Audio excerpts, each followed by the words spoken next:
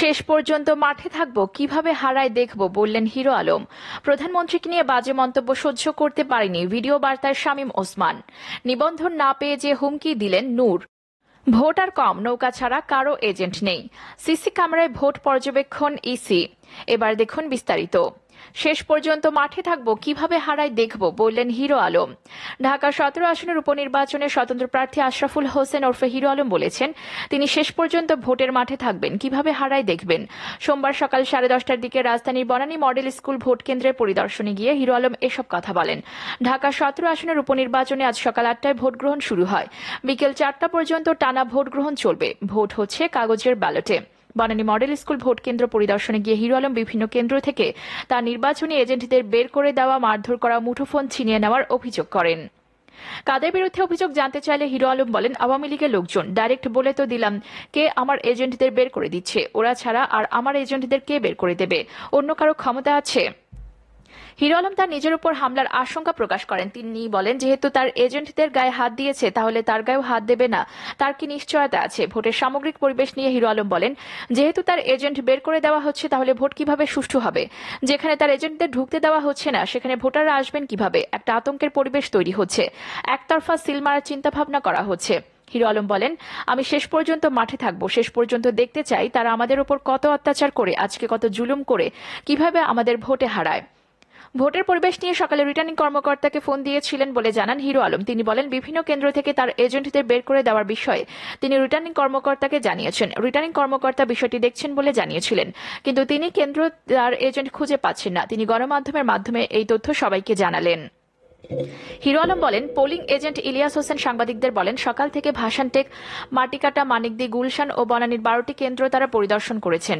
সবকটি কেন্দ্র থেকে হিরো আলমের এজেন্টদের বের করে দেওয়া হয়েছে। কোনো কোনো কেন্দ্রে এজেন্টদের মারধর করা হয়েছে, মুঠোফোন ছিনিয়ে নেওয়া হয়েছে, এমনকি নারী এজেন্টদের গায়েও হাত তোলা হয়েছে। ইলিয়াস হোসেন আরও বলেন, গুলশান মডেল স্কুল কেন্দ্র থেকে একতারা প্রতীকের সব এজেন্টদের বের করে দেওয়া হয়েছিল। তারা গিয়ে তাদের ভেতরে ঢুকিয়ে দিয়েছিলেন, পরে এজেন্টদের মারধর করে মুঠোফোন রেখে বের করে দেওয়া হয়েছে। অপরদিকে প্রধানমন্ত্রীকে নিয়ে বাজে মন্তব্য সহ্য করতে পারেনি ভিডিও বার্তার শামীম ওসমান। প্রধানমন্ত্রী শেখ হাসিনাকে নিয়ে অত্যন্ত বাজে মন্তব্য করায় সহ্য করতে পারেননি বলে জানিয়েছেন নারায়ণগঞ্জ 4 আসনের সংসদ সদস্য শামীম ওসমান। শনিবার রাতে এক ভিডিও বার্তায় যুক্তরাষ্ট্রের নিউ ইয়র্কের তার সঙ্গে ঘটে যাওয়া বিব্রতকর ঘটনা নিয়ে নিজের অবস্থান তুলে ধরে একথা বলেন। ভিডিও বার্তায় শামীম ওসমান বলেন, যারা বাংলাদেশ থেকে আমেরিকার মতো একটা সভ্য দেশে এসেছে এবং সেখানে এসে তারা সভ্যতা শেখেনি, আমেরিকার মতো একটি সভ্য দেশে যে ঘটনাটি ঘটিয়েছে সেটা অবশ্যই দুঃখজনক। তবে তাদের নেতা তাদের যে শিক্ষা দিয়েছেন, তাদের কাছে এর চেয়ে ভালো কিছু আশা করা যায় না। সেদিনের ঘটনার বর্ণনা দিয়ে তিনি বলেন, আমি ওখানে একাই ছিলাম, আমার সঙ্গে এক ছোট ভাই ছিলেন, সে গাড়ি চালাচ্ছিলেন। আমি গাড়ি থেকে নামতামই না। তারা যদি শুধু আমাকে গালি দিত, আমি তাদের সামনেই যেতাম না। যখন তারা জাতির পিতা কন্যা শেখ হাসিনাকে অত্যন্ত বাজে মন্তব্য করেছে, তখনই আমাকে নামতে হয়েছে, কারণ আমরা বঙ্গবন্ধুর আদর্শের সৈনিক। এ বিষয় নিয়ে আমাদের নারায়ণগঞ্জ সহ সব জায়গায় উত্তেজনা সৃষ্টি হয়েছে। আমি সবার কাছে অনুরোধ করব, এতে আমাদের উত্তেজিত হওয়ার কিছু নাই। জাতির পিতা কন্যা শেখ হাসিনা আমাদের নেত্রী, আমাদের এই শিক্ষা দেন নাই। তাই সবাইকে শান্ত থাকার অনুরোধ করব এবং দয়া করে আরেকটি অনুরোধ করব যে এই বিচারের ভার জনগণের কাছে ছেড়ে দেওয়া উচিত। তিনি আরো বলেন, ঘটনার দিন যেটা আমার কাছে ভালো লেগেছে সেটা হচ্ছে যে যেহেতু আমি একা ছিলাম, তারা অনেকে লোক ছিল, কিন্তু প্রতিবাদ আমি একা করি নাই। জ্যাকসন হাইটসে যারা বিভিন্ন দোকানের মালিক আছেন তারাও প্রতিবাদ করেছেন। তারা নিজেরাই শেষ পর্যন্ত প্রতিবাদ করেছেন এবং একটা পর্যায়ে প্রতিরোধ করেছেন। তাই তারা ওখান থেকে পালিয়ে যেতে বাধ্য হয়েছে। জনগণ যে দেশ এবং বিদেশে আমাদের সঙ্গে আছে এটি তারা প্রমাণ করেছেন। তাই আমি আপনাদের গণমাধ্যম কর্মীদের মাধ্যমে সবাইকে অনুরোধ জানাচ্ছি, সবাই যেন একটু শান্ত থাকেন। অপরদিকে নিবন্ধন না পেয়ে যে হুমকি দিলেন নূর। নিবন্ধন না পেয়ে ক্ষোভ প্রকাশ করেছেন গণ অধিকার পরিষদের একাংশের আহ্বায়ক নুরুল হক নূর। তিনি অঙ্গীকার করে বলেছেন, নির্বাচন কমিশনের পতন ঘটিয়ে নিবন্ধন নিয়ে আসন্ন জাতীয় সংসদ নির্বাচনে অংশ নিব। রাজধানীর আগারগাঁওয়ে নির্বাচন ভবনে প্রধান নির্বাচন কমিশনার কাজী হাবিবুল আওয়ালের সঙ্গে বৈঠক শেষে তিনি এসব কথা বলেন। নূর বলেন, নির্বাচন কমিশন সরকার ও এজেন্সির পরামর্শে আমাদের নিবন্ধন দেয়নি, তবে সমস্যা নেই। আমরা সরকার ও নির্বাচন কমিশনের পতন ঘটিয়ে আগামী নির্বাচনের আগে নিবন্ধন নিয়ে নির্বাচন করব। এর আগে নির্বাচন কমিশনের নিবন্ধন প্রক্রিয়া থেকে বাংলাদেশ গণ অধিকার পরিষদ সহ 10টি দল ছিটকে পড়েছে বলে জানিয়েছেন ইসি সচিব মোহাম্মদ জাহাঙ্গীর আলম। তিনি বলেন, মাত্র 2টি দল নিবন্ধন প্রক্রিয়ায় টিকে গেছে।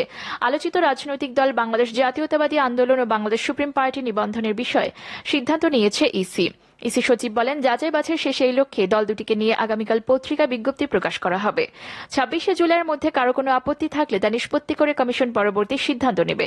আপত্তি নিষ্পত্তির পরে কমিশন সন্তুষ্ট হলে দল দুটিকে নিবন্ধন দেওয়া হবে। সাংবাদিকদের এক প্রশ্নের জবাবে জাহাঙ্গীর আলম বলেন, ধাপে ধাপে যাচাই বাছাই করা হয়েছে। মাঠ পর্যায়ে অফিস থাকার কথা, কমিটি থাকার কথা, জনবল থাকার কথা, সেগুলো সব যাচাই করেছি। পুনরায় যাচাই করে এই দুটি দলের আইন অনুযায়ী সবকিছু থাকায় গণবিজ্ঞপ্তি প্রকাশ করা হবে। এরপরই চূড়ান্ত হবে যে কারা কারা নিবন্ধন পাবে। বাকি 10টি দল যে তথ্য দিয়েছে, মাঠ পর্যায়ে যাচাই করে গড়মিল পাওয়ায় তাদের আবেদন বাতিল করা হয়েছে। নতুন দল হিসেবে নিবন্ধন পাওয়া সংক্ষিপ্ত তালিকায় 12টি রাজনৈতিক দল। সেগুলো হলো এবি পার্টি, বাংলাদেশ জাতীয়তাবাদী আন্দোলন, বাংলাদেশ হিউম্যানিস্ট পার্টি, বাংলাদেশ গণ অধিকার পরিষদ, নাগরিক Oikya, Bangladesh Sanatan party, Bangladesh supreme party, Bangladesh labour party, Bangladesh minority Janata party, Bangladesh people's party, democratic party ও Bangladesh liberal democratic party. EC সূত্রে জানা গেছে, এসব রাজনৈতিক দলের কেন্দ্রীয় কমিটি ও মাঠ পর্যায়ের কার্যালয় সক্রিয় রয়েছে কিনা তা দুই দল যাচাই করেছে নির্বাচন কমিশন। ওই 2 দফার প্রতিবেদনের উপর ভিত্তি করে নতুন দল নিবন্ধন দেওয়ার বিষয়ে সিদ্ধান্ত নেয় ইসি। অপরদিকে ভোটার কম, নৌকা ছাড়া কারো এজেন্ট নেই। ঢাকা 17 আসনের উপনির্বাচনে সোমবার সকাল 8টা থেকে ভোট গ্রহণ শুরু হয়েছে। এদিন সকাল 8টা থেকে 10 মিনিটে বনানী বিদ্যানিকেতন স্কুলে আসেন নির্বাচন কমিশনার বেগম রাশেদা সুলতানা। ওই সময় ভোট কেন্দ্রের কয়েকটি কক্ষ ঘুরে দেখেন তিনি। এ সময় নৌকা প্রতীক ছাড়া কারো এজেন্ট দেখতে পাননি রাশেদা। এই শিক্ষা প্রতিষ্ঠানে 7টি ভোট কেন্দ্র রয়েছে। রাশেদা সুলতানা 3টি ভোট কেন্দ্রের কয়েকটি কক্ষ ঘুরে দেখেন। সকাল 8টা 10 মিনিট থেকে 8টা 40 মিনিট পর্যন্ত একটি কক্ষে, দুটি ও কয়েকটি কক্ষে একটি করে ভোট পড়ে। বাকি কক্ষগুলোতে একটিও ভোট পড়েনি। এ সময় রাশেদা সুলতানা বলেন, ভোটার উপস্থিতি কম, তবে বেলা বাড়ার সঙ্গে সঙ্গে ভোটার উপস্থিতি বাড়বে বলে আশা করেন তিনি। নির্বাচন কমিশনার বলেন, কোনো এজেন্ট যেন বুথে না ঢুকে সেজন্য সতর্ক করা হয়েছে। আমরা নির্বাচন ভবন থেকে সিসি ক্যামেরায় ভোট মনিটরিং করব। ঢাকা উত্তর সিটি কর্পোরেশনের 15, 18, 19 ও 20 নং ওয়ার্ড এবং ঢাকা ক্যান্টনমেন্ট এলাকা নিয়ে গঠিত ঢাকা 17 আসন। এই আসনের উপনির্বাচনে ভোটার 3,25,205 জন। এদের মধ্যে পুরুষ ভোটার 1,71,625 জন ও নারী ভোটার 1,53,580 জন।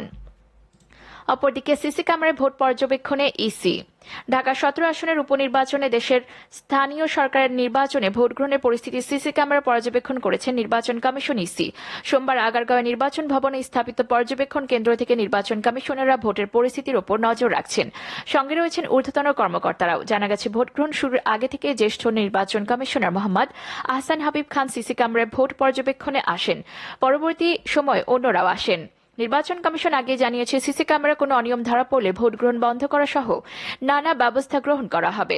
ঢাকা 17 আসনের 124টি কেন্দ্রে 853টি, বেনাপোলে পৌরসভার 12টি কেন্দ্রে 119টি ভোট কক্ষে এবং ভান্ডারিয়া পৌরসভার 9টি কেন্দ্রে 86টি সিসি ক্যামেরা ভোটের পরিস্থিতি পর্যবেক্ষণ করা হচ্ছে। আজ সকাল 8টায় ভোট গ্রহণ শুরু হয়, যা বিকেল 4টা পর্যন্ত টানা চলবে। এর আগে নির্বাচনী এলাকাগুলোতে শনিবার সকালে প্রচার বন্ধ এবং মধ্যরাতে মোটরসাইকেল চলাচলের উপর নিষেধাজ্ঞা আরোপ করা হয়।